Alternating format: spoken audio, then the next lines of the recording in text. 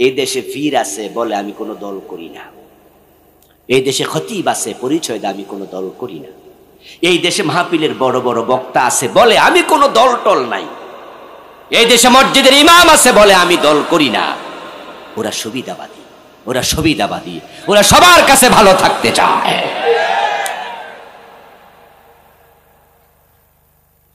রাসূলুল্লাহর উম্মত ৭৩ দল, আর আপনি বলছেন আপনি কোন দল করেন না, তাহলে তো উম্মতের ভিতরে শুরুতেই নাই, আপনি প্রথমে তো বাদ।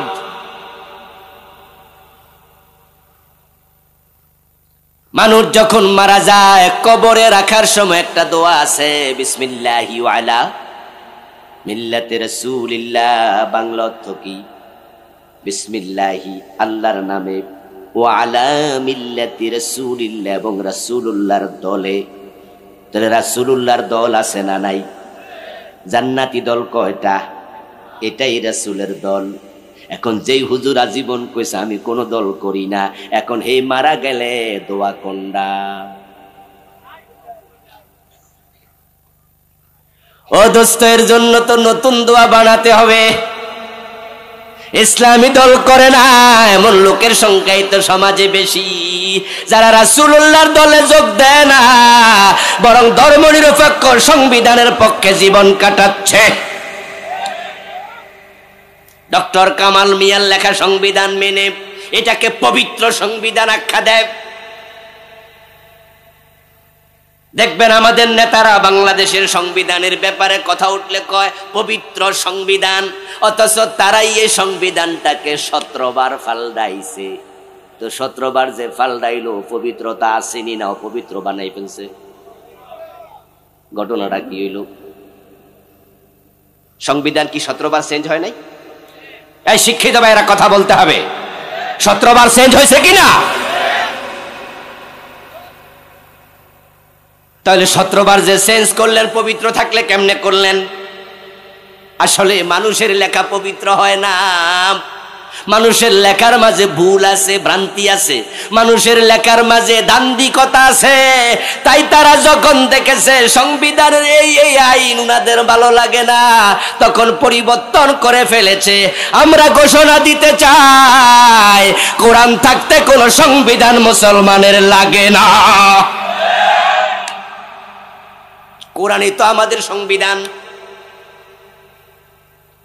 ডক্টর কামাল মিয়ার লেখা এই সংবিধান এই কয় বছরে 17 বার চেঞ্জ করলেন। বাংলাদেশের বয়সী 53 বছর, কিন্তু আল্লাহর দেয়া সংবিধান 1450 বছরের ভিতরে পরিবর্তন হয়েছে কয়বার?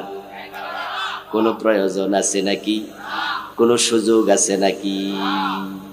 এত সুন্দর সংবিধান থাকতে বাংলাদেশ এটার বাহিরে চলছে, তোমরা করছো কি? ও মুসলমান, হাসরের দিন রাসূলুল্লাহর মামলার আসামি তোমাদের হতেই হবে। আমার রাসূল যখন ইন্তেকাল করেন, কোরআনটাকে সংবিধান বানায়া তিনি ইন্তেকাল করেছেন, কিন্তু আজকে সেই কোরআন বাংলাদেশে পরিত্যক্ত। এটা আজকে পরাজিত, এটাকে আজকে সংসদে আদালতে কেউ মানে না। হাসরের ময়দানে আল্লাহর কাছে রাসূল বলবেন, ইয়া রব্বি ইন্না কওমি ইত্তাখাযু হাযাল কুরআন মাহজুরা।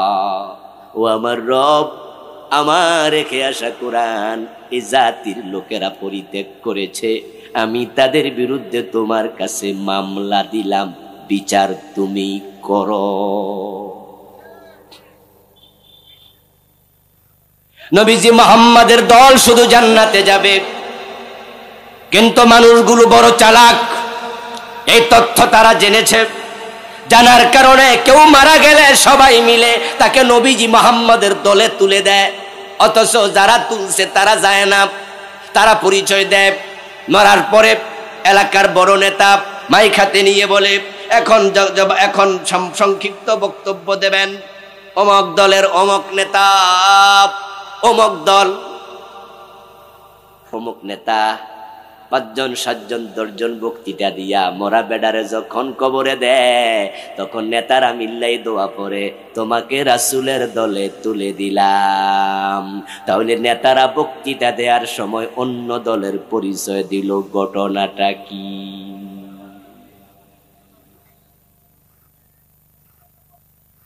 ওরা যেই দলের মাইক হাতে নিয়ে পরিচয় দিল, ওই দলের মাঝে রেখে কবরে কেন দিল না? বলতে তো পারত, আমাদের অমুক দলের প্রেসিডিয়াম সদস্য মারা গেছে, অমুক দলের ইউনিয়নের সভাপতি মারা গেছে, অমুক দলের ইউনিয়নের সেক্রেটারি মারা গেছে, তাকে আমরা ওই দলের উপরে কবরে দিলাম। এটা কেন বলে না? কারণ তারা জানে রাসূলের দলে যোগ না দিলে জান্নাত পাওয়া যায় না। আচ্ছা, এবার আপনাদের প্রশ্ন করতে চাই, যেই বেটারে সবাই মিল্লা রাসূলের দলে তুলে দিল, এই বেটা কি নিজে গেল না পাবলিকে ধাক্কায় দিল? যেই বেটা জীবিত অবস্থায় রাসূলের দলে গেল না, পাবলিকে ধাক্কায়া তুলে দিল, মোরালাস আমার রাসূল নেবে না, নেবে না। রাসূলের দলের সদস্য শুধু তারাই হবে যারা জীবিত থাকতে কোরআনের দল করেছে। কোরআনের দল করার মতো লোক আজকের মাহফিলে আছে না নাই? কোরআনের দল করে না। আপনার দলের সংবিধানে কোরআন নাই, ম্যানিফেস্টোতে কোরআন নাই, নির্বাচনী ইশতেহারে কোরআন নাই।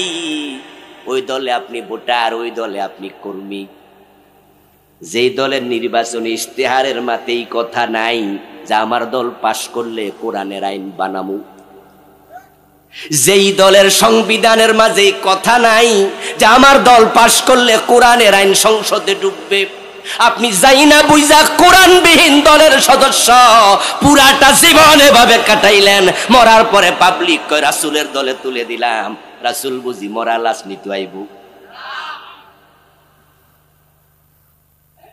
বোকা মানুষ, কত বোকা, কত বোকা। এবার বলুন তো, যারা সবাই রাসূলের দলে মরা লাশটাকে তুলে দিল, এরা সবাই রাসূলের দলে নিজেরা গেছেনি? এরা কিন্তু যায় নাই। এরা অপেক্ষা করতেছে আমি মরলে তোমরা আমার ধাক্কায়া তুলে দিও। অদস্ত মরা লাশ কি কেউ চাইলে বেচতে পারেনি? আচ্ছা, কেউ কিনবো নি? কিনা দূরের কথা, ভাড়াও তো দিবে না। মইরা দেখেন, টের পাবেন আপনার দাম 1 আনাও নাই। যে স্ত্রীকে আলাদা রেখে কোনোদিন ঘুমান নাই, চোখ বন্ধ হয়ে যাক, আজকে মরে যান এখানে। আপনার লাশ বাড়িতে নেয়ার পরে আপনার স্ত্রীকে যদি বলে তুমি একা পাহারা দেও, বউ একা পাহারা দিতে রাজি হবে না। যে কলিজার টুকরা সন্তানকে আপনার গায়ের ঘাম পানি বানায়া খাওয়াইছেন রুজি রোজগার করে, ওই সন্তানও একা পাহারা দিতে রাজি হবে না। মানুষ মরে যাওয়ার পরে তার দাম 1 আনাও নাই, এটা কাউকে ফিরিয়ে দিলে নেয় না। ওই হাসপাতালে বেওয়ারিশ লাশ যখন থাকে, তখন ওই বেওয়ারিশ লাশ দাফনের জন্য সাধারণ মানুষ ফিরেও তাকায় না। আঞ্জুমানে মফিদুল ইসলাম রে খবর দেয়, তারা যদি লাশ দাফন না করত তাহলে পুলিশ নিয়ে খাদের মাঝে ফেলাইয়া দিত, কুত্তা খাইতো, শিয়ালে খাইতো। যে মরা লাশ দুনিয়ার কেউ দাম দেয় না, ওই মরা লাশ রাসূলের দলে ধাক্কায়া তুলে দিলাম, আর রাসূল আইসা কান্দে নেবে, ভাবলা কেমনে? বোকা কোথাকার। ও দোস্ত, আপনাদেরকে বলছি, এখন রাসূলের দলে যদি জান্নাতে যেতে চান, মরার আগে কোরআনের দলে আসা দরকার আছে না নাই? দরকার আছে না নাই? আসলা না তুমি কোফাল করা, হাসরের ময়দানে আমাদের দোষ দিতে পারবা না। প্রিয় নবীজি মুহাম্মদ সাল্লাল্লাহু আলাইহি ওয়াসাল্লাম বলছেন, কুল্লু উম্মতি ইয়াদখুলুনাল জান্নাহ, আমার সব উম্মত জান্নাতে যাবে, ইল্লা মান আবা, তবে অস্বীকারী উম্মত জান্নাতে যাবে না। কইলাম মানে ইয়া রাসূলুল্লাহ, প্রশ্ন করলো কোন একজন, হে আল্লাহর রাসূল অস্বীকারী আবার উম্মতকে। কয়লা মান আতানি দাখালাল জান্নাতা ওয়া মান আসানি ফাকাদ আবা। আমার রাসূলুল্লাহ জবাব দেন যে পুরা জীবনে আমি নবী মুহাম্মদকে অনুসরণ করে জীবন চালাইছে সে আমার সাথে জান্নাতে ঢুকবে। মান আহাব্বা সুন্নতি ফাকাদ আহাব্বানি ওয়া মান আহাব্বানি কানা মাই ফিল জান্নাহ। আর যে পুরা জীবনে আমি নবী মুহাম্মদকে অনুসরণ করে নাই সে অস্বীকারী, তার কপালে জান্নাত নাই। ও দোস্ত, ডান হাতে কেন খান? তাবলীগের ভাই আপনাকে বলছি, বাম হাতে তাবলীগে দেওয়ার পরে আর খায় না। তাবলীগে এক সিল্লা দিলে আর দাড়িতে খুর লাগায় না। তাবলীগে যাওয়ার পরে টাকনুর নিচে আর কাপড় পরে নাও। সসিনায় সরমনায় মুরিদ হয়ে গেল, ফুরফুরা দরবারে গেল, মুরিদ হয়ে গেল। এখন দাড়িতে আর খুর লাগায় না, টাকনুর নিচে কাপড় পরে না, বাম হাতে আর পানি খায় না, নামাজ পড়ে 5 ওয়াক্ত। কেন কেন? উত্তর একটা, আমার রাসূল ডান হাতে পানি পান করতেন, বাম হাতে খাওয়া পছন্দ করতেন না। আমি রাসূলকে মানি, তাই আমিও বাম হাতে পানি পান করি না। আমার রাসূল টাকনুর নিচে কাপড় পরা পছন্দ করতেন না, টাকনুর উপরে কাপড় পরতেন। তাই আমি এখন থেকে তাবলীগের সাথী, আমিও মকবীরের মুরিদ, আমিও টাকনুর উপরে কাপড় পরি। আমি রাসূলের সুন্নাহ পালন করে দাড়ি রেখেছি। আমার নবী দাড়ি কামায় না, আমিও দাড়িতে হাত লাগাই না। এই তোমার বুঝ যদি হয়, আমি তোমাকে প্রশ্ন করতে চাই, আমার নবী টাকনুর উপরে কাপড় পরছে, আমার নবী মুখে দাড়িও রাখছে, আমার নবী 10 বছর কোরআন দিয়া মদিনা চালাইছে। তুমি দাড়ি রাখলা, তুমি টাকনের উপর কাপড় পরলা, কিন্তু কোরআনের রাজনীতি করলা না। এতে বোঝা যায় পুরা জীবনে রাসূলকে মানতে তুমি রাজি হও নাই।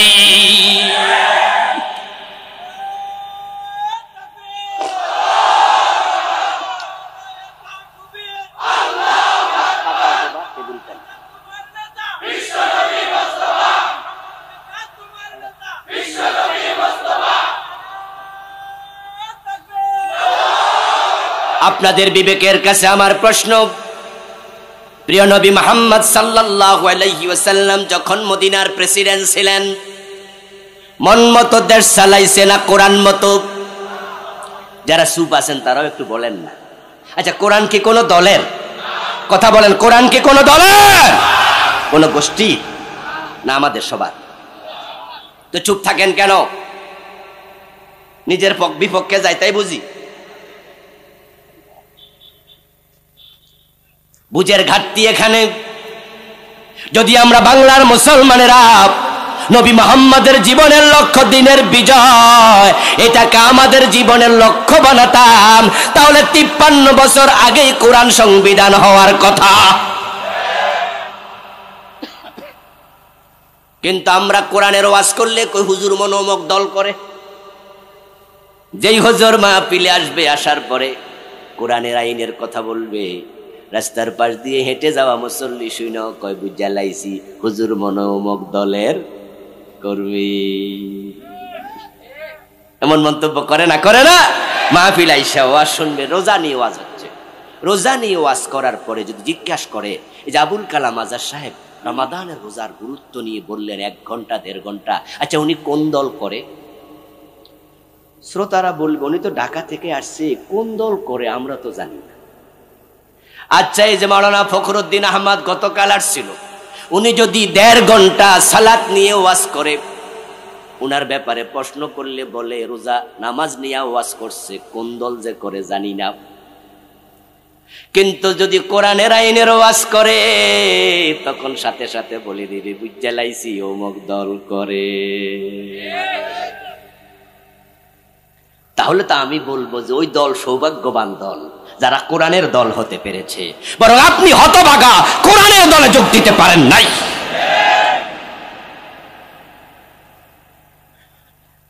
আমার দোস্ত, আল্লাহর হাবিব সাল্লাল্লাহু আলাইহি ওয়াসাল্লাম বলছেন সব উম্মত জাহান্নামী জান্নাতি শুধু একদল। এবার জিজ্ঞাসা করা হলো মাহি, হুজুর জান্নাতি দল কেমনে চিনবো, সেটা কোনটা? আমার রাসূল জবাব দেন, মা আনা আলাইহি ওয়া আসহাবি। জান্নাতি দল চিনতে চাও তাহলে চিনে নিও, আমি নবী মুহাম্মদ যেই ওহির উপর প্রতিষ্ঠিত, আমার সাহাবারা যেই ওহির উপর প্রতিষ্ঠিত, মা আনা আলাইহি, যেই ওহির উপর আমি আছি, যেই ওহির উপর আমার সাহাবারা আছে, যদি তোমার দল, তোমার চিন্তা ওই ওহির উপর প্রতিষ্ঠিত হয় তাহলে তুমিও হবে জান্নাতি। ওহির বাহিরে জান্নাত নাই, সোজা কথা, সোজা কথা। আজকে ইসলাম পরাজিত অবস্থায়, অথচ প্রিয় নবীজি বলছেন, আল ইসলাম ইয়াদু ওয়ালা ইউলাম। ইসলাম বিজয়ী হতে এসেছে, পরাজিত হতে আসেনি। 92% মুসলমান থাকতে ইসলাম কেন পরাজিত হবে? আমরা যদি এবার মাথা তুলে দাঁড়াতে পারি, এই দেশের আলেম ওলামারা, তাবলীগের ভাইয়েরা, পীর সাহেবের মুরিদারা, 5 ওয়াক্ত নামাজি মুসল্লিরা যদি বলে দেন যে আমরা কোরআনকে সংবিধান চাই, এই বর্তমান অন্তর্বর্তীকালীন সরকারকে যদি ছাত্র জনতার মতো বাধ্য করা যায়, এবারই কোরআন সংবিধান হয়ে যাবে।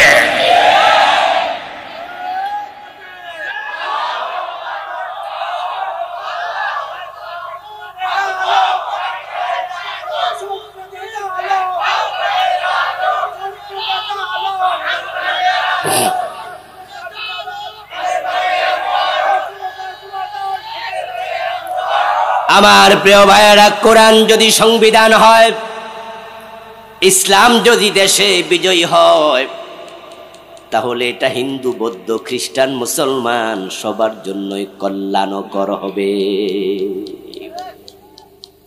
কারণ হলো কোরআন এমন এক কিতাব যার আইন সবার জন্য সমান। এখানে উঁচু নিচু নাই, ধনী গরিব নাই, রাজা প্রজার কোনো ব্যবধান নাই। ইসলামের বিধান সবার জন্য সমান। আমার নবী বলেছেন, আমার মেয়ে ফাতেমা যদি চুরি করে আমি ফাতেমার হাতও কেটেই দেব। নবীর মেয়ে তাই বলে ফাতেমা ছাড় পাবে এমন সুযোগ ইসলামে নাই। হযরত ওমরের ছেলে আবু শাহামা মদ পান করেছে, হযরত ওমর আবু শাহামাকে 80 বেত দিয়েছে, নিজের ছেলেটাকে ছাড় দেয় নাই। বাংলাদেশের নেতারা মাইক হাতে পাইলে বিভিন্ন মাহফিলে গত 15 বছরও দেখেছি, এমপি, মন্ত্রী, ডিসি, এসপি, আমলা পর্যায়ের, সচিব পর্যায়ের কত নেতাকে কত জায়গায় পেয়েছি। আজকে দুপুরেও এক মাহফিল করলাম আপনাদের ভুয়াপুরে, ওই কালীহাতিতে। ওখানে প্রধান অতিথি ছিলেন সাবেক একজন সচিব, এ কয়দিন আগে সচিব ছিল। এরকম সচিব, মন্ত্রী, এমপি অ্যাভেলেবেল পাই বিভিন্ন জায়গায়। ওনাদের বক্তৃতা শুনে মাঝে মাঝে মনে হয় আল্লাহর ওলি। কি সুন্দর করে বলে, হুজুর মাদকের বিরুদ্ধে দয়া করে 10 মিনিট হলো ওয়াজ কইরেন, যুব সমাজ শেষ হয়ে যাচ্ছে।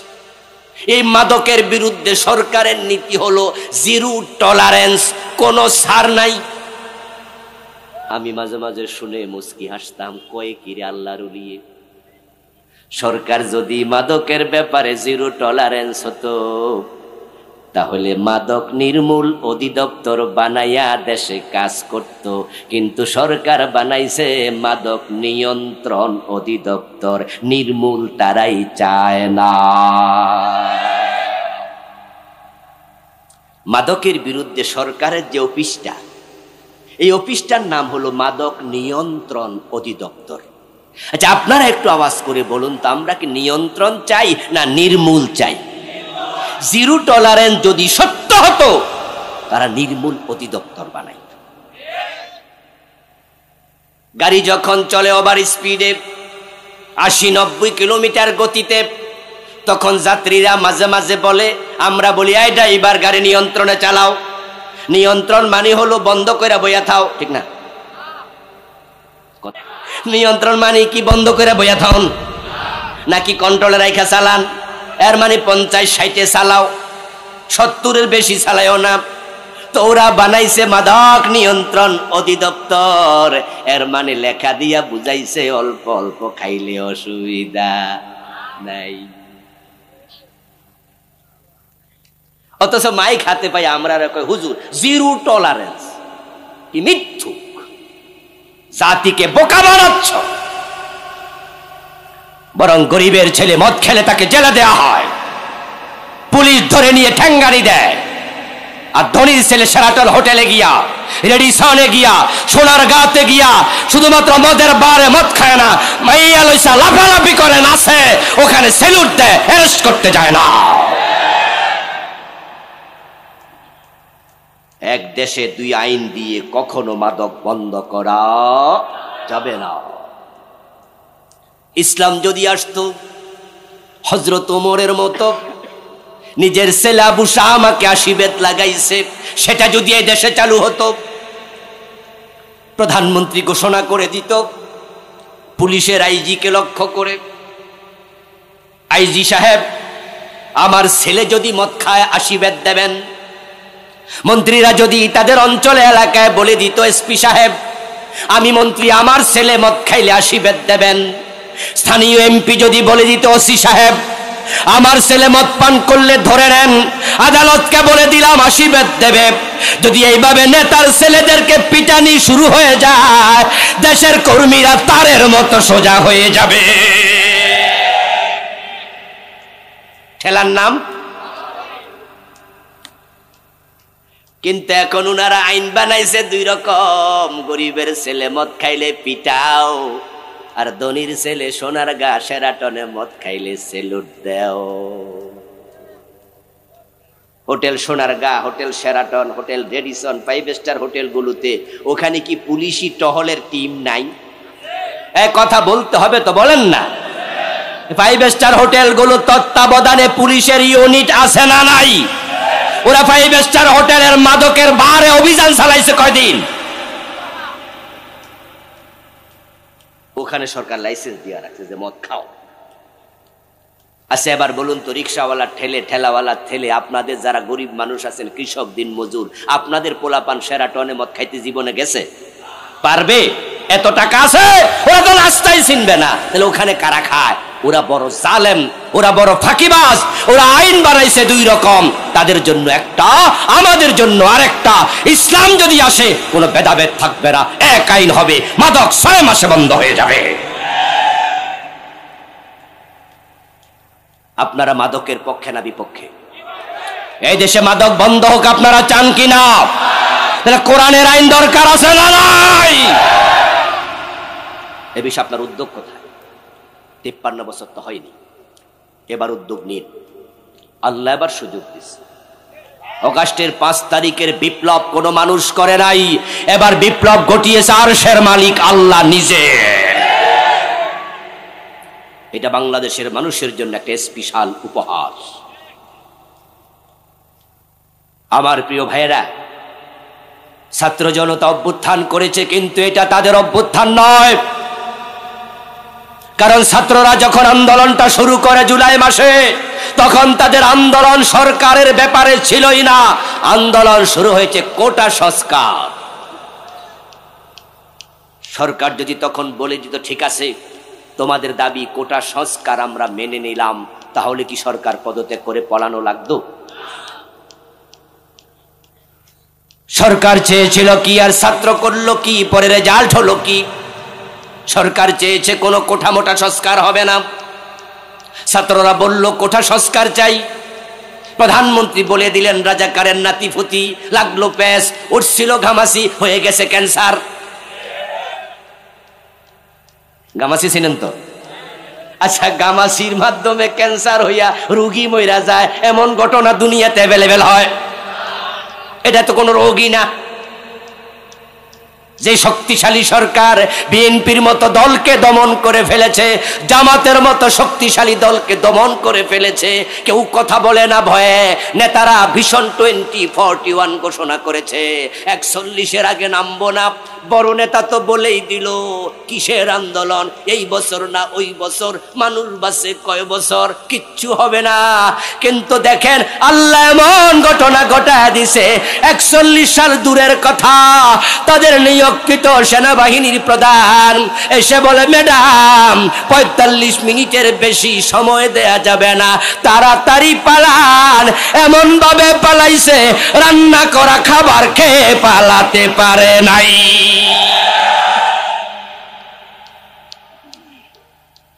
ঘটনা আসলে ঘটাই দিছে কে? কে ঘটাইছে? কোরআনে তো সেটাই আছে, কুলিল্লাহুম্মা মালিকাল মুলকি তুতিল মুলকা মান তাশা ওয়া তানজিউল মুলকা মিম্মান তাশা। এই আয়াত আগে পড়েছি, ওয়াজ করেছি, ব্যাখ্যা পড়েছি, হুজুরদের ওয়াজ শুনেছি, আর এই আয়াতের বাস্তবতা এবার বাংলাদেশে নিজের চোখে দেখেছি। আসলে ক্ষমতার মালিক কে? চিৎকার দিয়ে বলেন, ক্ষমতার মালিক কে? আমার আল্লাহ খুশি হয়ে যাবে, খুশি হয়ে যাবে। কারণ বাংলাদেশের লোকগুলো তাদের সংবিধানের ভিতরে লেখা দিয়েছে ক্ষমতার মালিক জনগণ। নাউজুবিল্লাহ বলেন। ক্ষমতা কে দেয়? ক্ষমতা কাইরা নেয় কে? 5 তারিখও বোঝেন নাই ক্ষমতার মালিক জানলা। ও দোস্ত, আজীব ব্যাপার, আজীব ব্যাপার। যারা 41 সালের আগে ছাড়বে না তারা 41 মিনিট পায় না। যে ডক্টর ইউনূস আজকে প্রধান উপদেষ্টা মানিত প্রধানমন্ত্রী চেয়ারে বসে আছে, এই বেডা 5 তারিখের আগে স্বপ্নেও ভাবে নাই এই চেয়ারে বেডা বইব। তবে স্বপ্নে একটা জিনিস ভাবছে, সেটা হলো আল্লাহ জানে জেল কত বছর খাটা লাগে। ওনার বিরুদ্ধে যে মামলাগুলো ছিল, মামলাগুলো ছোট ছোট না বড় বড়? ওরে বাবা রে বাবা, বেটা হাজিরা দিতে আসছে আমেরিকা থেকে, আইসা দেখে 8 তলায় আদালত, উঠবে লিফটে, বিদ্যুৎ নাই। অর্থাৎ বেডা ওড়ার আগ দিয়া বিদ্যুৎ দিছে বন্ধ। বেডার বয়স 84 বছর। এখন বেডারা কয় আইটা ওড়ো, হাইটায়া হাঁটায়া হাঁটায়া ধাক্কায়া মাক্কায়া তুলছে, উইঠা কয় হাকিম নাই এজলাসে, দাঁড়াই থাও হাকিম আইতাছে।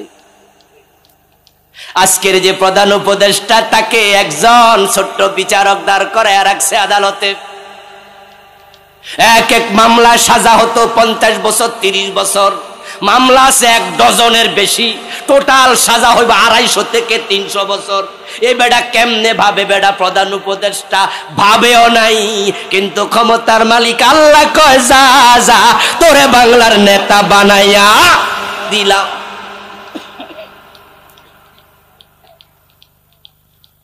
রাসূলুল্লাহ সাল্লাল্লাহু আলাইহি ওয়াসাল্লাম মক্কায় 13 বছর চাইলেন, দিন বিজয় করতে পারলেন না। অথচ মক্কায় সময় দিয়েছেন 3 বছর বেশি। মক্কায় নাজিল হয়েছে সূরার সংখ্যা বেশি। 4 খলিফার জন্মস্থান ছিল মক্কায়। নবুয়তের 23 বছর, মদিনায় 10 বছর, মক্কায় 13 বছর, 3 বছর বেশি হলো। রাসূলুল্লাহর উপর নাজিল হওয়া কোরআনে সূরা আছে 114, তার মাঝে মদিনায় নাজিল হয়েছে 28, বাকি 86টা মক্কায়। 4 খলিফার জন্মস্থান মক্কায়, 10 জন আশারা মুবাশশারার বাড়ি জন্মস্থান মক্কায়। কিন্তু ইসলামের বিজয় কি মক্কায় হলো না মদিনায়? কারণ শুধু একটা, সেটা হলো মক্কার সংসদে কোরআন নিয়ে ঢোকার কোনো সুযোগ আবু জেহেলরা দেয় নাই।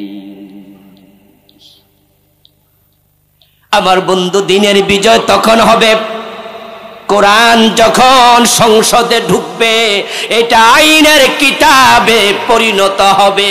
আমার রাসূল চেয়েছিলেন, কিন্তু মক্কার সংসদে দারুন নাদওয়াতে আবু জেহেলরা কোরআন নিয়ে ঢুকতে রাসূলকে দেয় নাই, বরং তারা সংসদে বসে আইন বানাইছে, লা তাসমাউ লিহাদাল কুরআনি ওয়ালগাউ ফীহি লাআল্লাকুম তাগলিবুন। তারা আইন বানাইছে, ও মক্কার লোকেরা, মুহাম্মদ যেখানে কোরআন পড়বে, কোরআন শুনতে যেও না, বরং সেখানে গন্ডগোল লাগায়া দাও, কোরআনের মাহফিল বন্ধ করে দাও। আজকে যে কোরআনের মাহফিলে 15টি বছর 144 জারি হওয়া সিস্টেম বাংলাদেশে ছিল, এটা আবু জেহেল রায় জারি করেছে। এটা কাদের চরিত্র? কাদের চরিত্র? কোরআন শুনতে যেও না, কোরআন যেখানে পড়া হবে বলা হবে গন্ডগোল লাগাও। আমার রাসূল 13টা বছর চেষ্টা করে পারলেন না। আল্লাহর ইশারা তিনি হিজরত করে মদিনার দিকে রওনা দিলেন। হিজরতের পথে প্রিয় নবী মনে মনে ভাবছেন, আচ্ছা হিজরত করে মদিনায় গেলাম, গিয়ে যদি দেখি মদিনার সংসদে আরেক আবু জেহেল বৈশা আছে লাঠি নিয়া, আমারে ঢুকতে দেয় না কোরআন সহ, তাহলে হিজরত করে লাভটা কি? চোর ধরে হাত কাটার যে আইন কোরআনে আছে, যারা বোঝেন তারা একটু বলবেন। চোর ধরে হাত কাটার ব্যাপারটা ব্যক্তি প্রয়োগ করবে না রাষ্ট্র? তো কোরআন যদি আইনের জায়গায় না যায়, চোর ধরে হাত কাটবেন কেমনে? এটা তো ব্যক্তির কাজ না। মদ পান করলে 80 বেত লাগাতে হবে, এই আইন ব্যক্তি প্রয়োগ করবে না রাষ্ট্র। তো আইন না হলে মদ পানকারীকে 80 বেত কেমনে দিবেন? আমার রাসূল ভাবছেন, আল্লাহ যে দিনের বিজয়ের দায়িত্ব আমারে দিল, এজন্য দুনিয়ায় নবী আমাকে পাঠাইলো, মদিনায় গিয়ে লাভ কি যদি কোরআন সংসদে না ঢুকাতে পারি? মানুষের মনের খবর সবচেয়ে বেশি জানেন কে? আল্লাহ তাআলা জিবরিল আমিনকে পাঠায়া দিলেন। কোরআনের আয়াত নাজিল হয়ে গেল। আল্লাহ রাসূলুল্লাহকে বলে, রাসূল আমার কাছে আপনি দোয়া করে রাষ্ট্র ক্ষমতা চান, আপনি বলেন ওয়াজআললি মিন লাদুনকা সুলতানান নাসীরা। সুবহানাল্লাহ পড়েন ভাইয়ারা। ও আল্লাহ তুমি আমাকে রাষ্ট্র ক্ষমতা দিয়ে সাহায্য করো। রাসূলুল্লাহ সাল্লাল্লাহু আলাইহি ওয়াসাল্লাম রাষ্ট্র ক্ষমতা চাইলেন, দোয়া কবুল হয়ে গেল। কে আসছে প্রধান অতিথি? মাশাআল্লাহ, আজকের মাহফিলের সম্মানিত প্রধান অতিথি বিশিষ্ট রাজনীতিবিদ মহতারাম অ্যাডভোকেট মোহাম্মদ আলী ভাইজান এসেছেন। রাত 11টা ইতোমধ্যে পার হয়ে গেছে। লম্বা আলোচনা আর করব না, কিছুক্ষণ উপসংহার টেনে আমি শেষ করে দেব। ভাই কথা বলবেন, এরপরে আমরা দোয়া করে একসাথে যাব। এর আগে আমরা গিয়ে পরিবেশ নষ্ট করব না। বলেন ইনশাআল্লাহ, বলেন ইনশাআল্লাহ, বলেন। আমার প্রিয় ভাইরা, আসুন আমি আলোচনার উপসংহারের দিকে যাই। আমার রাসূল আল্লাহর শিখানো দোয়া করলেন, ওয়াজআললি মিন লাদুনকা সুলতানান নাসীরা। ও আল্লাহ তুমি আমাকে রাষ্ট্র ক্ষমতা দিয়ে সাহায্য করো। রাসূলুল্লাহর দোয়ার সাথে সাথে কবুল। মদিনায় গিয়ে পৌঁছলেন। মদিনার নারী পুরুষ আবাল বৃদ্ধ বনিতা সবাই মিলে জয় গান গাইল, আনন্দে উদ্বেলিত হয়ে গেল। রাসূলুল্লাহকে কাঁধে তুলে নাচতে শুরু করলো, সবাই মিলে গান গাইল। তালা আল বদরু আলাইনা মিন সানিয়াতিল বিদা ওয়াজাবা শুকরু আলাইনা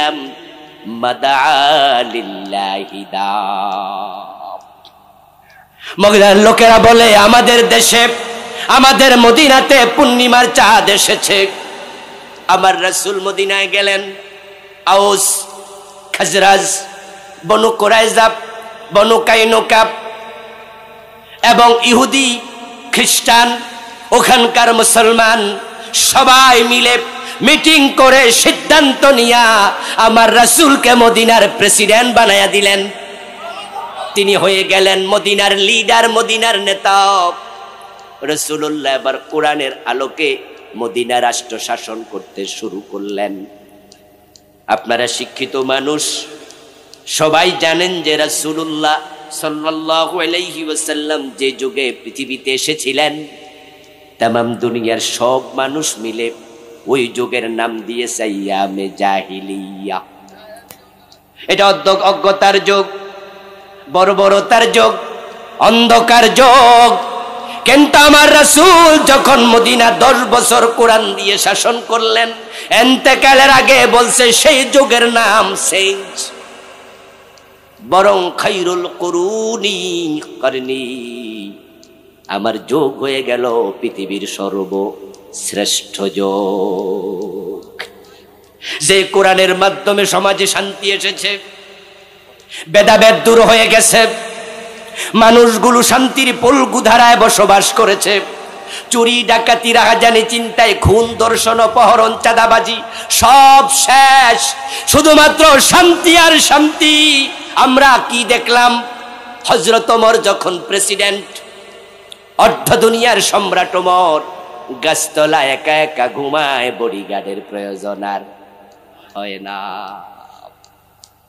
ফারুক আজম ওমর রাদিয়াল্লাহু তাআলা আনহু তিনি মদিনা থেকে জেরুজালেম পর্যন্ত একা একা চলে গেলেন সফর করে।